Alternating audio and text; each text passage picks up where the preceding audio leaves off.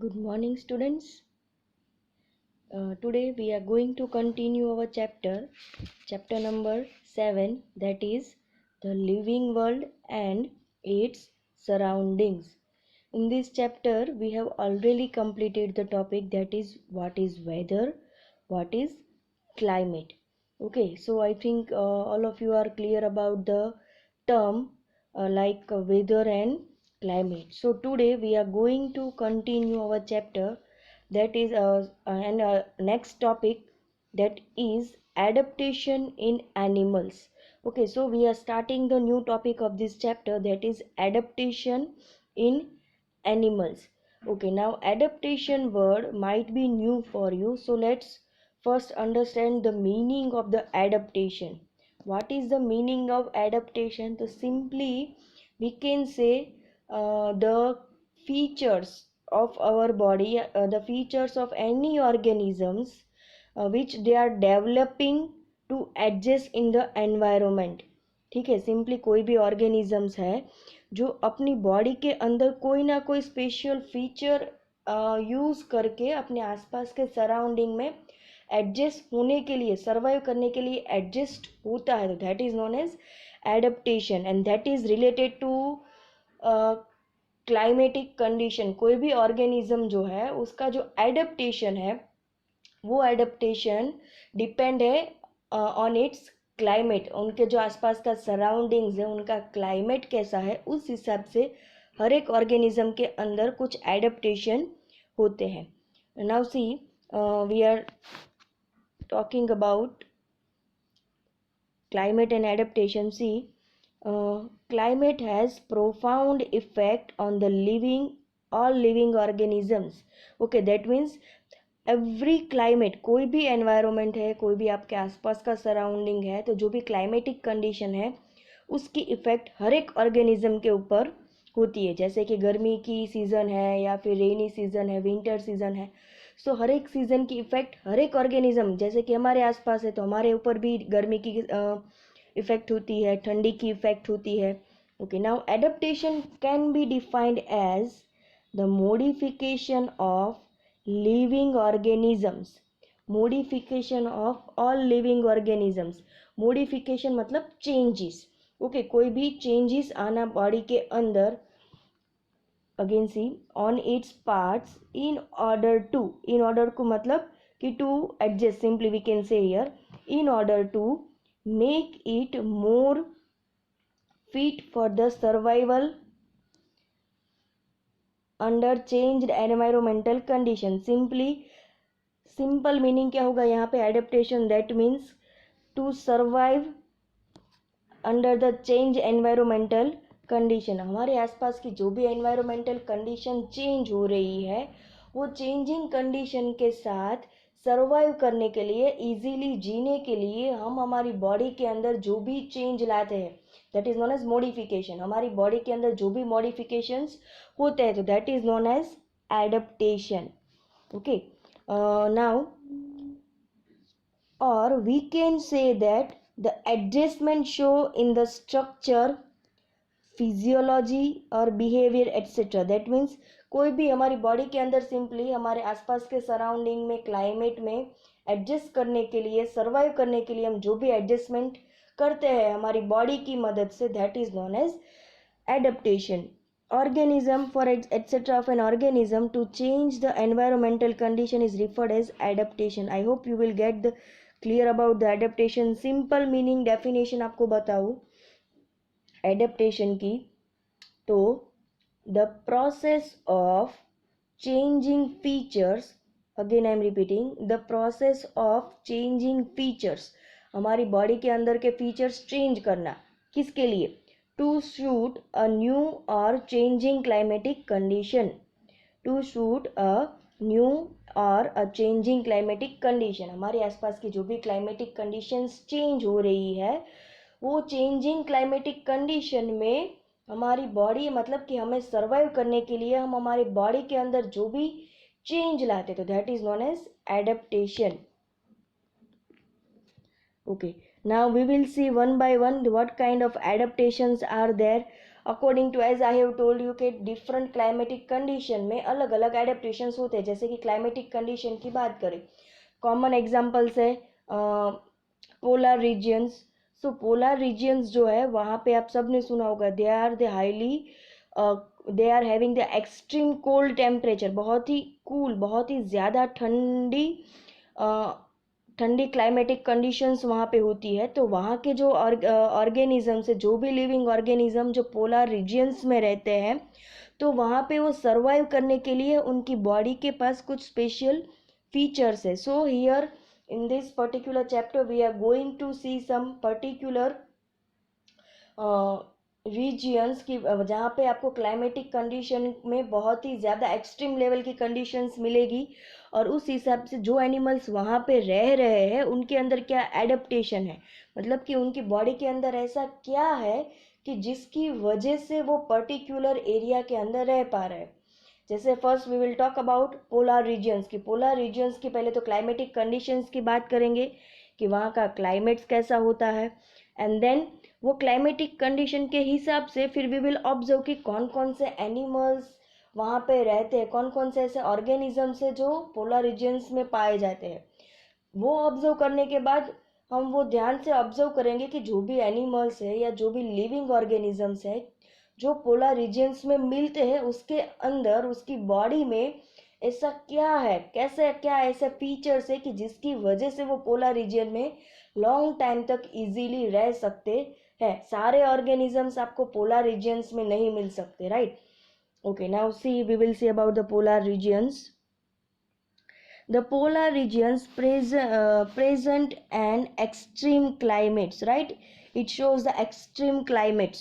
बहुत ही ज़्यादा अगर क्लाइमेट्स में बात करें तो ज़्यादा तो ठंड रहती है वहाँ पे. These regions are covered with the snow and it's very cold for a most part of the year. ज़्यादातर पोलर रीजन क्या होता है वहाँ पे, covered with the snow, और because of the snow उनका जो टेम्परेचर है बहुत ही डाउन टेम्परेचर, -डिग्री में टेम्परेचर्स चलते हैं वहाँ पे. For 6 months, sun does not set at the poles, while for this other 6 months the sun does not rise. That means वहाँ पे जैसे हमारे यहाँ पे within 24 hours sunrise and sunset होता है, बट पोलर रीजियंस एक ऐसी प्लेस है कि जहाँ पे 6 महीने तक सनराइज रहता है और 6 महीने तक सनसेट रहता है. So because of this variations temperature जो है वहाँ पे बहुत ही कम रहता है.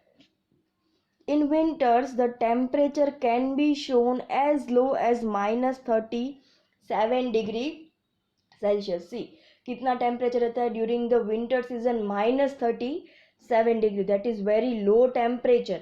और अब देखो ध्यान से कि अगर पोलर रीजन ऐसा टेम्परेचर है जहाँ पे -37 डिग्री तक का टेम्परेचर आपको मिल जाता है, तो वहाँ के एनिमल्स कौन कौन से है उसके एग्जाम्पल्स देखेंगे. First, animals such as polar bear, most common example polar bears are found in the polar regions. Then seals, penguins, many type of the fishes, musk oxen, reindeer, foxes, birds, etc. are adapted to live in this severe cold condition. अब ये सारे organisms ऐसे हैं कि जिनकी body के पास कुछ ऐसा है कि जिसकी वजह से वो इतनी ठंडी, सीवियर कोल्ड कंडीशन, मतलब बहुत ही ज़्यादा ठंडी कंडीशन में भी वो सर्वाइव कर सकते हैं. क्यों? क्योंकि because they are adapted to their particular climatic condition. So now we will see कि भाई ये जो एनिमल्स है जो पोलर रीजियंस में इजीली रह सकते हैं, उनकी बॉडी के अंदर क्या क्या ऐसी फीचर्स है, that we will C.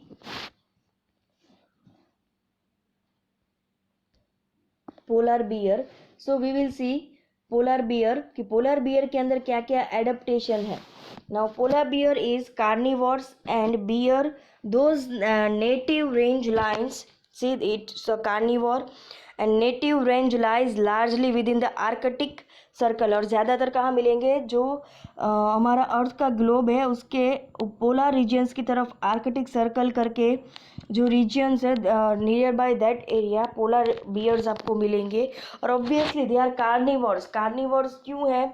Because एक तो पोलर रीजन प्लेस ऐसा है कि वहाँ पे एनिमल्स की जो वेराइटीज़ है बहुत कम मिलेगी because of extreme cold temperature.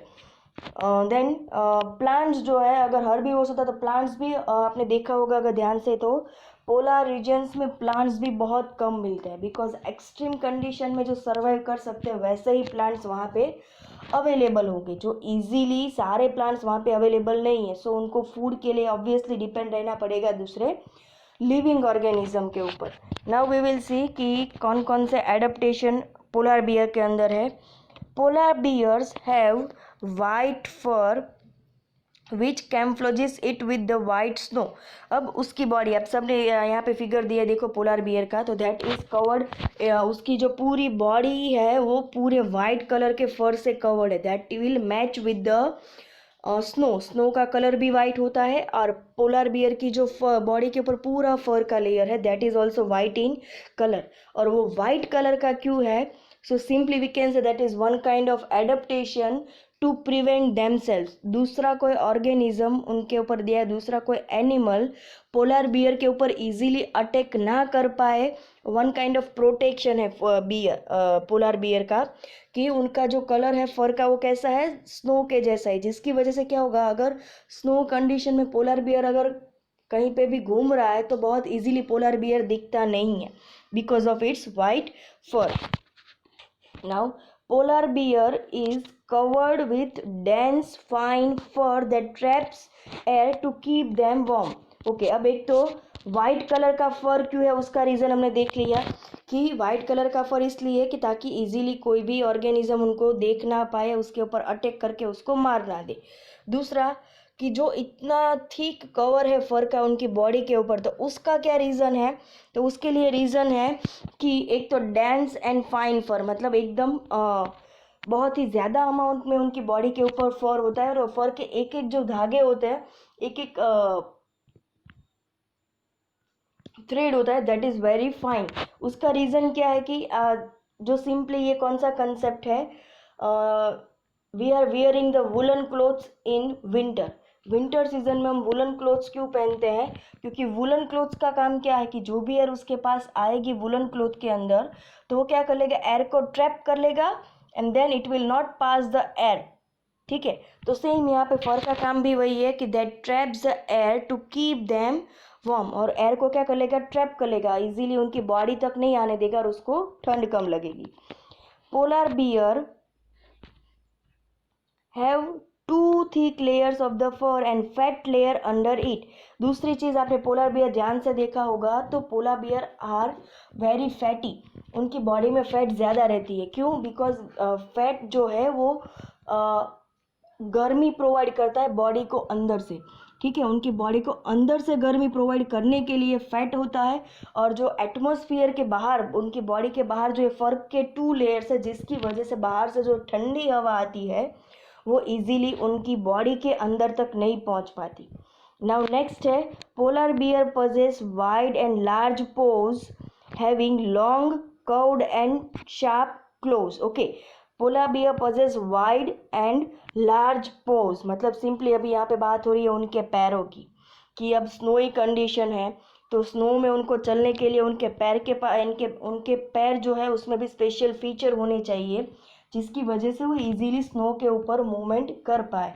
Otherwise क्या होगा, जैसे ही वो पैर रखने जाएंगे वो स्नो के अंदर उनके पैर चले जाएंगे एंड देन इजीली मूवमेंट नहीं कर पाएंगे। तो इजीली मूव करने के लिए क्या है, उनके जो पोज है that are wide and large paws, एकदम वाइड और बड़ी साइज के उनके पोज होते हैं, and having long curved and sharp close.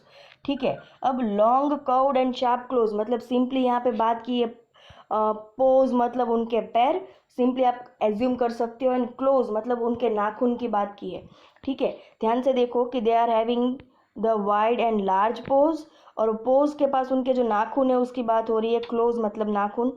So having long curved and sharp close, तो क्या होगा, उससे वो इजीली ग्रिप कर पाएगा स्नो के ऊपर, जिसकी वजह से वो इजीली चल सके, प्लस उनके पैर जो है वो स्नो के अंदर ना चला जाए।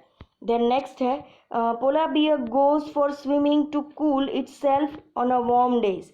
और जब अभी जस्ट बात हुई कि पोलर रीजन में 6 महीने पूरी सनलाइट आती है और 6 महीने बिल्कुल सनलाइट नहीं आती। जब सनलाइट आती है तो एट दैट टाइम क्या होगा, बर्फ पिघलेगा, टेम्परेचर जो है पोलर रीजन का थोड़ा बढ़ेगा, और वो टेम्परेचर, बढ़े हुए टेम्परेचर में पोलर बियर क्या है, इजीली सर्वाइव नहीं कर सकते, तो वो उसमें सर्वाइव करने के लिए वो क्या करते हैं, पानी में स्विमिंग के लिए चले जाते हैं। इससे क्या होगा, उनको गर्मी नहीं लगेगी and they will maintain their body temperature. Skin of polar bear under the fur is actually black in colour, ठीक है। उससे क्या, ब्लैक कलर की उनकी जो एक्चुअली पोलर बियर की स्किन है that is black in colour, but हमें पोलर बियर ऑलवेज वाइट दिखते हैं, क्यों, क्योंकि वो ब्लैक स्किन के ऊपर व्हाइट कलर के फर का 2 लेयर्स है, फर के 2 लेयर्स है, because of that thick layer हमें उनकी स्किन दिखती नहीं है। Strong claws of polar bears help in digging the snow, दूसरा कि उनके जो ये क्लोज हमने देखा कि शार्प एंड कर्व्ड क्लोज है, उसकी वजह से क्या होगा, अगर उनको डिग करना है, स्नो को एक जगह पे, फॉर एग्जांपल खड्डा करना है, स्नो को हटाना है एक जगह से, तो क्या करेंगे, with the help of their close, उनके जो नाखून है उनकी हेल्प से वो क्या करेंगे, इजीली डिग कर पाएंगे। जैसे कॉमन एग्जांपल बताओ तो आप सबने डॉग्स को देखे होंगे कई बार मिट्टी में सॉइल में खड्डा करते हुए, तो same they can do in the snow. Now polar beer has a strong sense of smell to locate its enemy and its prey।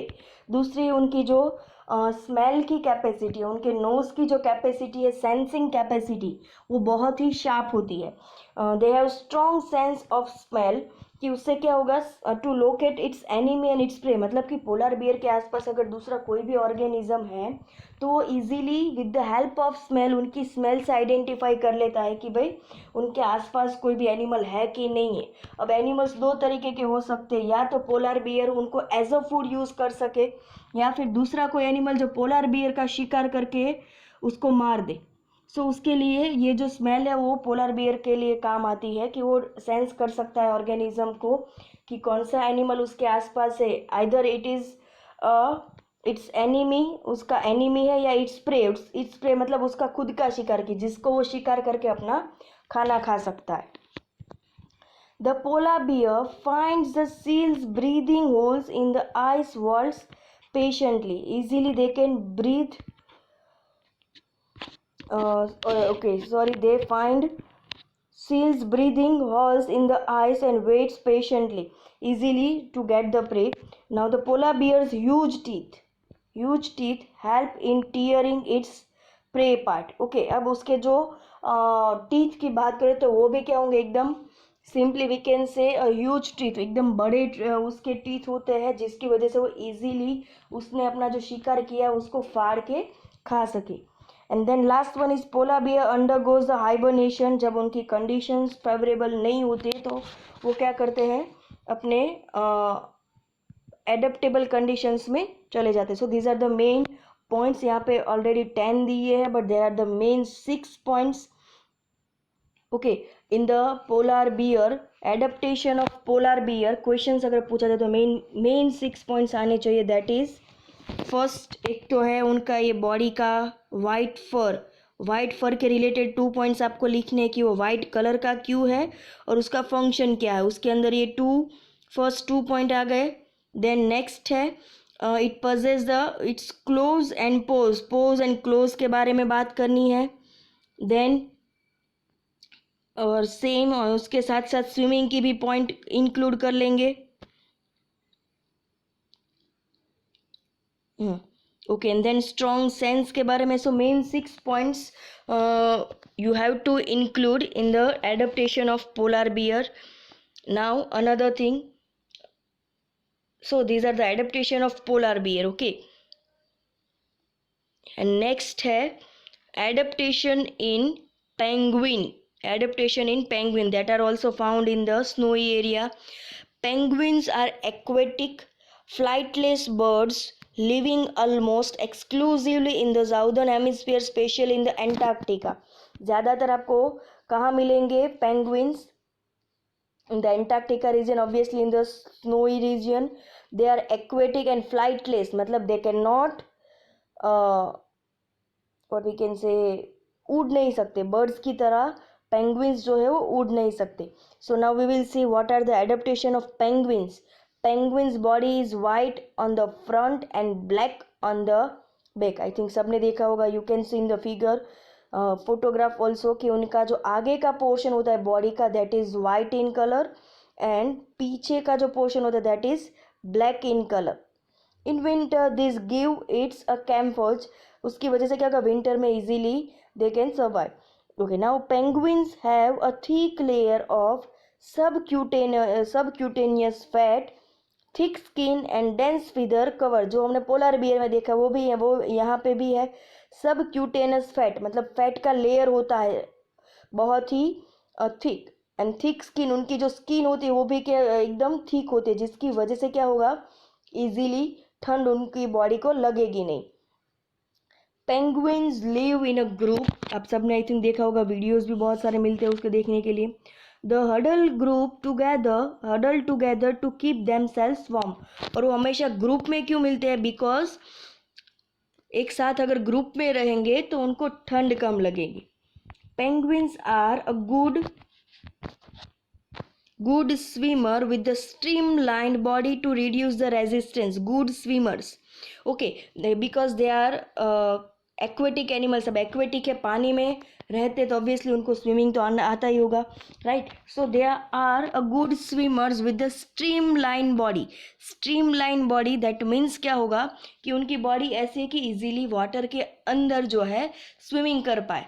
अब स्ट्रीमलाइन का कॉमन एग्जांपल आपको बताऊँ तो वाटर के अंदर जो भी बोट्स चलती है या फिर स्टीमर्स है, कोई भी वाटर ट्रांसपोर्ट के लिए यूज़ होता है, ऐसा कोई भी आप ट्रांसपोर्टेशन के लिए एग्जांपल्स में देखो तो उसके लिए बोट्स है, देन स्टीमर्स है. तो उनका शेप आप ध्यान से ऑब्जर्व करोगे तो उनका जो शेप है आगे से और पीछे से पॉइंटेड होता है. सिंपली बोट का शेप देखें तो दोनों साइड से बोट का शेप कैसा होता है, pointed. 1 minute,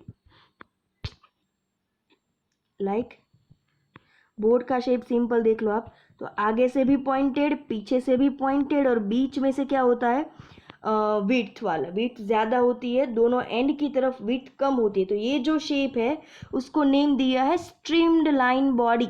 streamed line shape. Stream line shape मतलब कि उनका बॉडी जो है वो आगे से और पीछे से लिटिल बिट पॉइंटेड होगी. एग्जैक्ट पॉइंटेड तो नहीं बट पॉइंटेड होगी, और बीच में से उनकी बॉडी का जो मिडल पार्ट है उनका डायमीटर क्या होगा, ज़्यादा. उसकी वजह से क्या होगा, इजीली वाटर को धक्का देके आगे निकल सकते हैं. जैसे बोट का एग्जांपल ले लो तो दैट इज स्ट्रीमलाइन एग्जांपल कि जब आप बोट को वाटर में आगे धकेलते हो एट दैट टाइम क्या होगा, उसका जो आगे का पोर्शन है वो ट्राइंगल जैसा है, जिसकी वजह से क्या होगा, इजीली वाटर में मूव कर पाएगा. अगर वो पोर्शन बोट का ट्राइंगल ना होकर स्क्वायर जैसा होता तो it will take more time and it will take more energy to move in the water. Now heavy and solid bones make the penguins heavier. दूसरा कि उनकी बॉडी के जो बोन्स है वो कैसे होंगे, एकदम हैवी, जिसकी वजह से क्या होगा, उनका बॉडी वेट ज़्यादा रहेगा and it will help them to dive under water for food. और इसकी वजह से इजीली वो पानी के अंदर जाके डाइव मार के अपना फूड लेके आ सकते हैं. So these are the common features of penguins. We have completed the portion that is adaptation in polar regions. Polar regions के लिए 2 animals that is polar bear and penguins. In the next video we will learn about the adaptation of the animals which are found in the tropical rainforest.